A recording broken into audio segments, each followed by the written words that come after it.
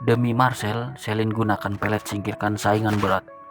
Artis Celine Evangelista seperti tergila-gila pada komika Marcel Widianto. Bahkan, mantan istri Stefan William itu mengaku sempat menyatakan cinta pada Marcel Widianto. Kini, Celine Evangelista membuat pengakuan memakai jasa dukun dan ilmu pelet demi menyingkirkan saingan berat.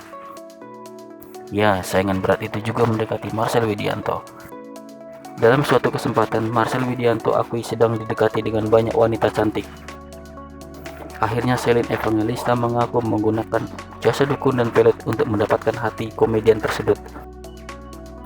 Lantaran punya saingan berat, itulah Celine Evangelista mengungkapkan bahwa dirinya menggunakan jasa dukun dan pelet untuk mendapatkan hati Marcel Widianto. Mendengar pertanyaan Rofi, Celine membongkar bahwa banyak wanita yang sedang mendekati Marcel Widianto. Tidak hanya membeberkan fakta soal banyak cewek yang mendekati Marcel, Celine juga mengungkapkan rasa bingungnya.